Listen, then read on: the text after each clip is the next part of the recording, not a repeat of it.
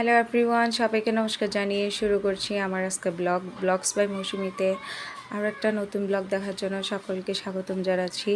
তো সকলে কেমন আছেন জানাবেন। এটা ছিল অনেক আগের ব্লগ, অনেক আগে, এই বছরের শুরুর দিকের বলতে পারেন।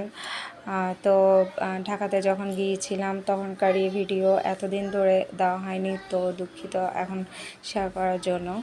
তো এখানে আমরা সবাই মিলে, মানে আমি যেখানে যাদের ঘরে ঘুরতে গিয়েছিলাম তারা সবাই মিলে গিয়েছিলাম আমাদের জাতীয় স্মৃতিসৌধে। এখানে ছিল শক্তি দাদা ছিল, সীমা দিদি ছিল, টুনি দিদি ছিল, শান্তি দিদি ছিল, আর বাচ্চারা সবাই ছিল।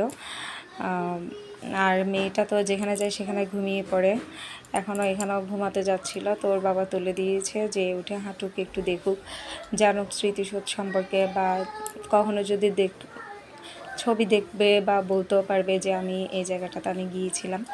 যেহেতু সচরাচর আমাদের ঢাকাতে যাওয়া হয় না, খুব কমই যাওয়া হয়।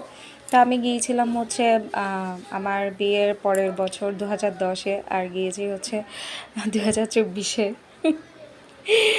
প্রায় 13-12 বছর পর যাওয়া হয়েছে। এই যে কি যে সুন্দর লাগছে স্মৃতিসৌধ দেখতে দূর থেকে।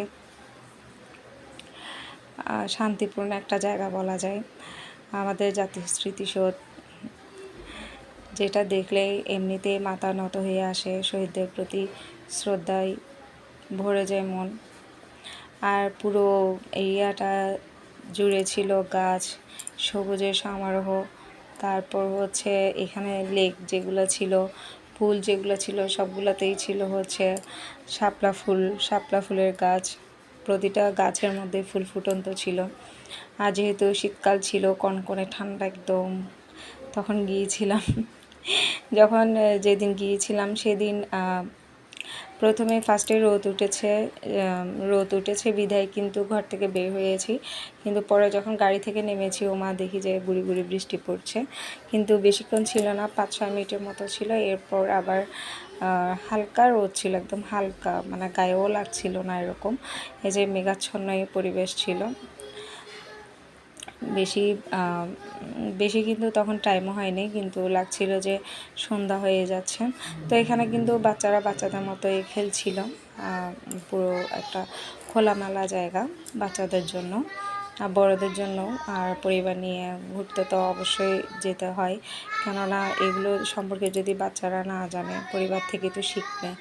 আমাদের স্মৃতিসৌধ সম্পর্কে, জাতীয় স্মৃতিসৌধ সম্পর্কে যদি না জানে, তখন তো ওই যে বলে না, বড় হয়ে একটা প্রশ্নের উত্তরও দিতে পারবে না, তা মানে হবে। এই যে পানির মধ্যে স্মৃতিসৌধের প্রতিচ্ছবিটা কতটাই যে সুন্দর লাগছে। তো এখানে বসে বসে কথা বলছিলাম আমি, সীমা দিদি, শক্তি দাদা। তো এখানে আমার চ্যানেল সম্পর্কে কথা বলছিলাম। ওরা জানতো না যে আমার চ্যানেল আছে।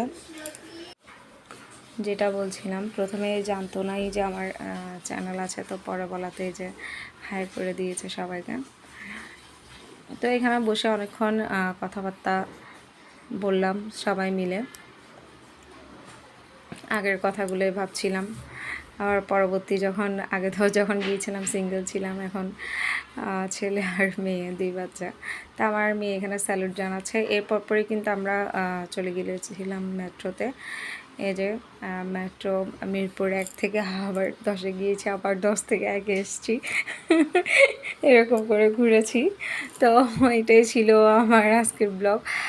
কেমন লেগেছে সকলে জানাবেন। অনেক আগের ব্লগ ছিল, তারপরও ভাবলাম দিয়ে দিই। আর ঢাকাতে যাদেরকে নিয়ে ঘুরেছি তাদের সাথে আমার কোনো ব্লগ নেই, এটাই ছিল ব্লগ। তো ভাবলাম একটা স্মৃতি হিসাবে থেকেই যাক স্মৃতির পাতায়। পরে কখনো বসে বসে দেখা হবে যে কোথায় কোথায় গিয়েছিলাম। তো সকলকে ধন্যবাদ জানিয়ে শেষ করছি আমার আজকের ব্লগ।